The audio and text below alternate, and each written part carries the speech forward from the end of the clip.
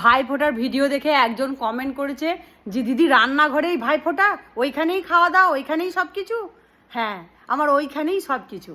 আমার যখন ঘর হয় তখন আমি ঠিক করে নিয়েছিলাম যে রান্নাঘর আলাদা করে দিলে মানুষের সঙ্গে যোগাযোগ নষ্ট হয়ে যাবে। আমরা তিনজন, কিন্তু আমরা তিনজন ঘরে থাকি না, সারাদিনে মোটামুটি 50 জনের আনাগোনা আছে আমার বাড়িতে। আর আমি মিশতে খুব ভালোবাসি মানুষের সাথে। আমার রান্নাঘর হবে ওপেন কিচেন। আমি ইঞ্জিনিয়ারকে বলেছিলাম আমার রান্নাঘর হবে ওপেন কিচেন, আর থাকবে একটা বড় ডাইনিংয়ে থাকবে সোফা, একদিকে থাকবে ডাইনিং টেবিল, একদিকে থাকবে গ্যাস ওভেন, ওই সবগুলো থাকবে একদিকে, কিন্তু খোলা হবে। কারণ আমি রান্না করতে গিয়ে পরে যেন না আড়াল হয়ে যায়, না যেন হয় যে না মানুষটা আমাকে সময় দিল না, ঠিক করে কথা বললো না, তার চা জল আনতে দিতে সময়টা পুরো পগার পার হয়ে যাবে, হবে না, ভালো করে কথা বলা যাবে না।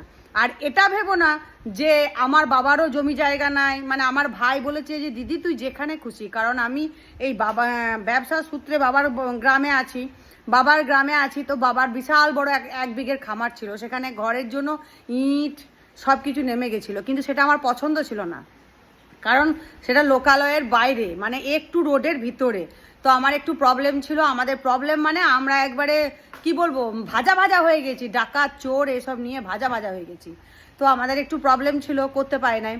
আমরা সবসময় চিন্তা করতাম যে রোডের সামনে কি ভাইয়ের মায়ের ঘরের সামনে ভাই যেখানে থাকবে বা আমার আত্মীয় স্বজন যেখানে থাকবে সেখানে, যাক ভাগ্য চক্রে ঠাকুরের আশীর্বাদ আর তোমাদের আশীর্বাদে আমি এই জায়গাটা পেয়েছি।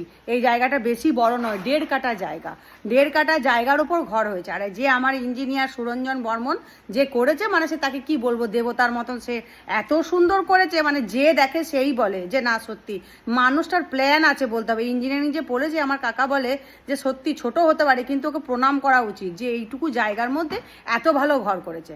তো তাকে এটা বলা ছিল যে এরকম করবে। তো জায়গা জমি শ্বশুরের আছে, বাবার আছে, আমার বরের আছে, সব আছে।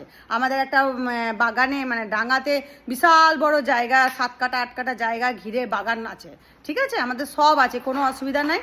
কিন্তু অসুবিধা হলো যে এই রোডের সামনে, এই যে ঘরের সামনে একটুকু জায়গা পাওয়া, সেটুকু পেয়েছি। আর আমরা যারা ভাই বোনেরা আছি, আমার যারা আত্মীয় স্বজনেরা আছে, তারা কিন্তু বিরাট হ্যাপি আছে, তাদের তৃপ্তি আছে যে না ঠিক আছে, ডাইনিংয়েই আমরা খাবো, ডাইনিংয়েই আমরা গল্প করব, ডাইনিংয়েই আমরা ঘুমোবো, আমাদের এরকম সিস্টেম। হ্যাঁ, আমরা সবাই হ্যাপি এইটুকু জায়গাটা নিয়ে, আমরা সবাই হ্যাপি, আমরা খুব সুন্দর থাকি। আমাদের ওপরতলায় রুম আছে, বড় ডাইনিং আছে, কেউ ধারে না, কেউ যায় না, সবাই আমাদের মিলেমিশে এমন থাকি, সবাই জটলা বেঁধে থাকি এক জায়গায়। ছেলেদেরকে যদি বলি যে তোরা যা ওপরে থাকগা, না ওরাও থাকে না, সবাই একটা বড় রুম আছে আর একটা বড় ডাইনিং আছে নিচের তলায়, আর কিচ্ছু নাই, আর একটা গ্যারেজ আছে। তো এই ডাইনিংয়েই আমার সব কিছু হয়, এতে আমি খুশি আছি, বুঝেছ?